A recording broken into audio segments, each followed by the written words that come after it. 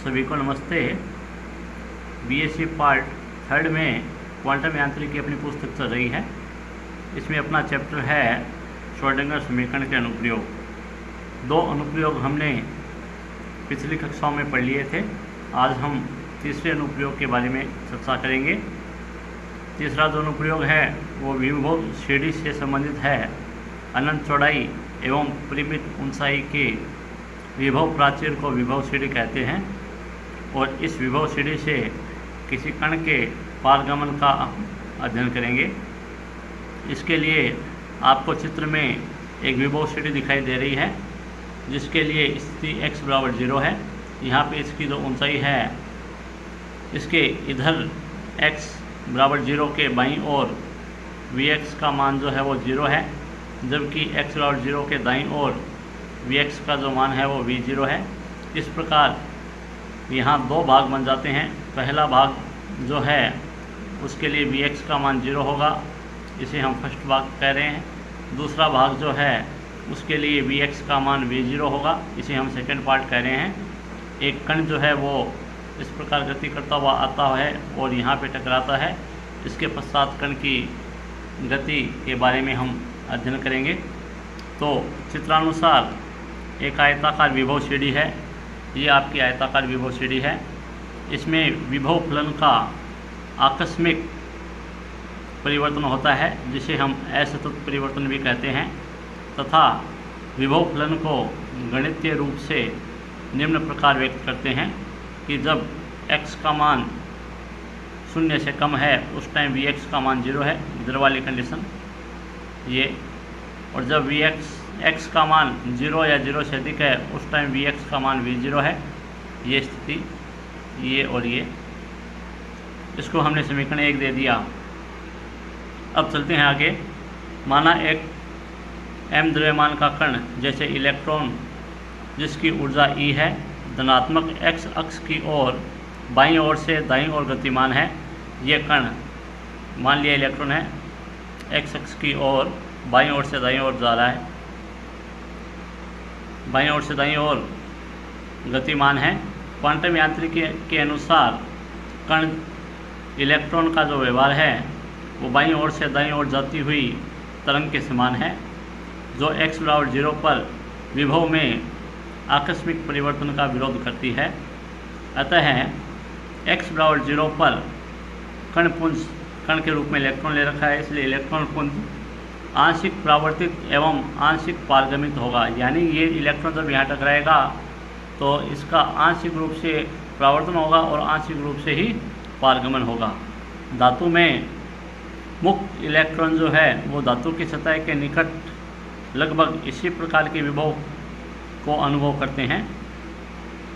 अतः जो क्षेत्र फर्स्ट है इधर वाला, ये भाग x लेस देन 0 वाला, इसके लिए vx का मान 0 है और इस भाग के लिए जो श्रोडिंगर समीकरण हो जाएगी वो हो जाएगी आपकी d² ψ1 upon dx² plus 2m upon h² e ψ1 बराबर 0। अब इस क्षेत्र में कण का यदि संवेग p1 है तो हम जानते हैं p1 बराबर √2m ही साधारण फॉर्मूला है। ये संवेग और ऊर्जा के मध्य संबंध साधारण है। तो ये p1 का जो मान है वो इस समीकरण में रखते ही हमें समीकरण मिल जाती है d² ψ1 upon dx² plus p1² upon h² ψ1 बराबर 0। इक्वेशन नंबर 2 मिल जाती है हमें। इक्वेशन नंबर हमने ऊपर की थी। इसी प्रकार क्षेत्र सेकंड जो है, ये इधर वाला जो क्षेत्र सेकंड है, इस सेकंड क्षेत्र के लिए क्षेत्र सेकंड में vx का मान जो हैगा वो v0 होगा। उसके लिए श्रोडिंगर समीकरण आ जाएगी d² ψ2 upon dx² plus 2m upon h² e minus v ψ2 बराबर 0। और इस क्षेत्र सेकंड में यदि कण का संवेग p2 है तो p2 का मान वही √2m e माइनस v0 होगा। e की जगह e माइनस v0 हो गया तो श्रोडिंगर समीकरण का रूप हो जाएगा d² ψ upon dx² plus p2² upon h² ψ2 बराबर 0। Equation number 3। अब आपके जो समीकरण 2 और समीकरण 3 है, इनके यदि हम व्यापक हल प्राप्त करें तो इनके व्यापक हल निम्न प्रकार होंगे।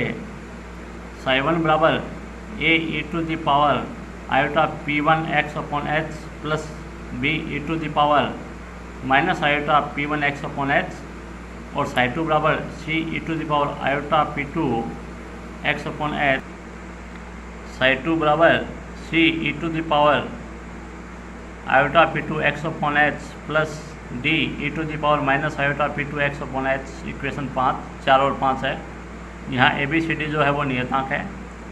अब समीकरण 4 में यदि दाईं ओर का जो पद है, समीकरण 4 में दाईं ओर का पद इधर वाला, इस क्षेत्र फर्स्ट में धनात्मक x अक्ष की ओर जाती हुई तरंग, जिसे हम आपतित तरंग कहते हैं, इसको व्यक्त करता है। ये जो भाग है इतना तथा द्वितीय पद जो है वो ऋणात्मक x अक्ष की ओर जाती हुई तरंग यानी परावर्तित तरंग को व्यक्त करता है। यानी इसके दो भाग हैं। ये पहला जो भाग है ये तो पॉजिटिव x अक्ष की ओर जाती हुई तरंग को दर्शाता है, और ये जो भाग है ये नेगेटिव x अक्ष की ओर जाती हुई तरंग को दर्शाता है, जो कि विभव सीढ़ी से टकरा के वापस परावर्तित हो जाती है। इसी प्रकार समीकरण 5 जो है, इस समीकरण 5 के भी दो भाग हैं। इन दोनों भागों के बारे में अपन बात करेंगे कि समीकरण 5 में प्रथम पद जो है वो क्षेत्र सेकंड में धनात्मक x अक्ष की ओर जाती हुई तरंग, पालगमित तरंग को दर्शाता है, जबकि द्वितीय पद जो है वो ऋणात्मक x अक्ष की ओर जाती हुई तरंग को दर्शाता है, जो परावर्तित है। चूँकि क्षेत्र सेकंड में इलेक्ट्रॉन का कोई परावर्तन नहीं है, अतः क्षेत्र सेकंड में ऋणात्मक x अक्ष की ओर जाती हुई कोई तरंग नहीं होगी। इस प्रकार ये जो भाग है ये किसी तरंग को प्रदर्शित नहीं करेगा, इसलिए यहाँ d का जो मान है वो शून्य हो जाएगा। तो d का जो मान शून्य हो जाएगा तो साइड 2 का निम्न रूप आपको मिल जाएगा। साइड 2 बराबर C e to the power iota P2 x upon H plus 0। तो साइड 2 बराबर C e to the power iota P2 x upon H, equation number 6। अब तरंग फलन की जो प्रायिकता है उसकी व्याख्या के अनुसार तरंग फलन साई जो है वो परिमित होना चाहिए, साथ ही E व V0 के मान जो हैं वो भी परिमित होनी चाहिए। अतः श्रोडिंगर समीकरण में D square psi upon d x square का जो मान है वो सभी जगह परिमित होना चाहिए, लेकिन D square psi upon d x square का परिमित का मान जो है वो परिमित तभी होगा जब D psi upon d x परिमित हो। और इसकी जो सीमा शर्तें हैं वो निम्न प्रकार है। पहली शर्त जो है वो सभी जगह D psi upon d x परिमित है, और दूसरी जो शर्त है वो सभी जगह साई जो है वो परिमित है। तो गणितीय रूप से ये जो सीमा शर्तें हैं इनको हम गणितीय रूप में देखें तो ये अब हमें प्राप्त होती है x बराबर 0 पर d psi 1 upon d x बराबर d psi 2 upon d x. तो यहाँ इनका अवकलन करने पे हमें मिल जाता है ये रूप हमें थोड़ा ध्यान देना पड़ेगा। ये अवकलित रूप है, और अवकलित रूप को हम आगे हल करते हैं तो हमें मिल जाता है P1 a माइनस बी बराबर P2c, a माइनस बी बराबर P2 upon P1c, equation number 7।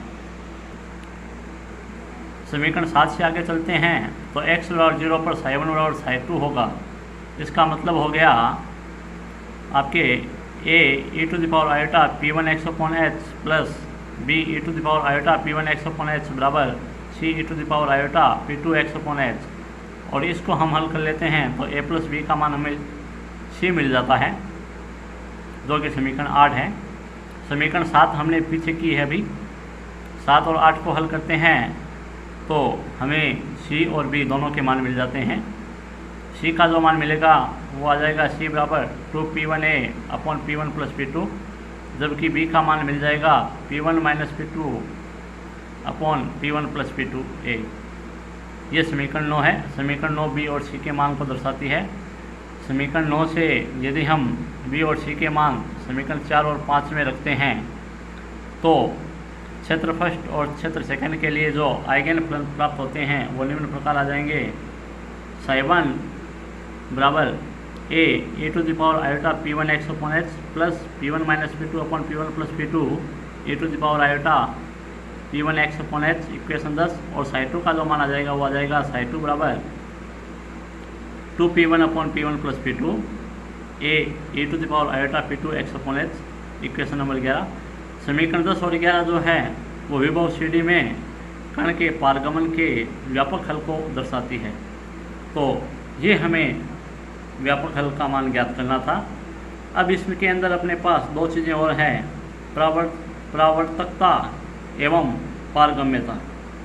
तो समीकरण 9 जो हमें मिली है, जिसमें हमारे पास B और C के मान हैं, ये क्रमशः आपतित किरण के आयाम के पदों में परावर्तित तरंग के आयाम को व्यक्त करते हैं।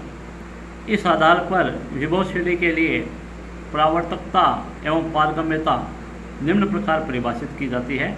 पहले आपकी परावर्तकता जो है वो आ जाती है, परावर्तकता R बराबर परावर्तित धारा का परिणाम बटे आपतित धारा का परिणाम, और इसका जो मान आ जाएगा वो B² बटा A² आ जाएगा। इसको हमने इक्वेशन 12 दे दिया। जबकि पारगम्यता T जो होगी वो होगी पारगत धारा का परिमाण बटे आपतित धारा का परिणाम। इसका मान जो होगा वो C के मापांक का स्क्वायर P1 अपॉन A मापांक स्क्वायर P1। समीकरण 12 और 13 हमें मिल जाती है परावर्तकता और पारगम्यता के लिए। अब यहाँ भी इनकी दो स्थितियाँ होती हैं। पहली स्थिति है जब कण की कुल ऊर्जा E1 जो है वो विभव CD की ऊंचाई V0 से अधिक है, यानी E is greater than V0। और दूसरी कंडीशन है जब कण की कुल ऊर्जा E जो है वो विभव CD की ऊंचाई V0 से कम है, यानी E is less than V0। पहले परिस्थिति 1 की बात करते हैं, जब E जो है वो ग्रेटर देन है V0। इस स्थिति में संवेग P2 जो होगा उसका मान √2m E माइनस V0 जो है वो वास्तविक राशि होगा। इस स्थिति के लिए यदि हम समीकरण 9 से B और C के जो मान हैं वो समीकरण 12 और 13 में रख देते हैं, तो परावर्तकता R जो है उसके मान रखने पे हमें मिल जाएगा P1 माइनस P2 की square upon P1 plus P2 की स्क्वायर, समीकरण 14। और पारगम्यता T का जो मान है वो मिल जाएगा T is equal to C² P2 upon A² P1, जिसको हल करने पे मिलेगा 4P1 P2 upon P1 plus P2 की स्क्वायर, समीकरण 14 और 15। तो समीकरण 14 और 15 का हम जोड़ करते हैं तो हमें प्राप्त होता है R प्लस T बराबर 1, यानी परावर्तकता और पारगम्यता का जो योग है वो प्राप्त होता है, जो ऊर्जा संरक्षण सिद्धांत के अनुरूप है। अतः E इज ग्रेटर देन 0 होने पर कुछ न कुछ परावर्तन जो है वो अवश्य होगा। अतः E is greater than V0 पर परावर्तन द्रव्य के तरंग व्यवहार को दर्शाता है। अब आपका परिस्थिति सेकंड आ गई, जब E is less than V0। इस स्थिति में P1 जो है उसका मान होगा √2me और ये वास्तविक राशि होगी, जबकि P2 जो है वो काल्पनिक राशि होगी और इसका मान आ जाएगा iota √2m V0 minus E। यहाँ मान लिया है कि P2 बराबर आयोटा P2 डैश है, इसलिए P2 डैश बराबर √2m V0 माइनस E हो जाएगा। तो समीकरण 9 जो है उससे हमें B और C के मान प्राप्त हो जाएंगे। B का जो मान मिलेगा वो आ जाएगा B is equal to P1 minus iota P2 dash upon P1 plus iota P2 dash है, और C का मान प्राप्त हो जाएगा C बराबर 2P1A upon P1 plus iota P2 dash. समीकरण तो इस प्रकार जो हमारी समीकरण 4 और 6 थी उनसे क्षेत्र फर्स्ट और क्षेत्र सेकंड में आइगन फलन निम्न प्राप्त हो जाएंगे। पहला साइवन का जो माना जाएगा वो साइवन बराबर A to the power iota P1x upon H plus P1 minus iota P2 dash upon P1 plus iota P2 dash e to the power iota P1x upon H। इसको हल करने पे हमें साइवन का मान मिल जाएगा, साइवन बराबर A P1 plus iota P2 dash 2P1 cos P1x upon H minus 2P2 dash sine P1x upon H, equation 16। और इसी प्रकार साइन 2 बराबर 2P1 upon P1 plus iota P2 dash A to the power minus P2 dash x upon H। और इससे यदि हम परावर्तकता R का मान ज्ञात करें तो परावर्तकता R का मान 1 प्राप्त होगा, और जो पीछे हमने फॉर्मूला काम में लिया है R प्लस T बराबर 1, इसमें R का मान रख देंगे तो T का मान 0 हो जाएगा, यानी पारगम्यता T जो है वो 0 आ गई। अतः इस परिस्थिति में जब E is less than V0 है उस टाइम संपूर्ण तरंग जो है वो परावर्तित हो जाती है अर्थात कोई भी कण या इलेक्ट्रॉन जो है वो विभव श्रेणी से पारगमित नहीं होता है। और E is less than V0 होने पर तरंग फलन जो है वो ψ2 का मान शून्य नहीं है। अतः क्षेत्र सेकेंड में कोई भी कण के पाए जाने की कुछ न कुछ जो संभावना होती है वो अवश्य होती है। तो ये आपका विभव श्रेणी से संबंधित टॉपिक था। कल अपन नेक्स्ट अनुप्रयोग पढ़ेंगे। Thank you.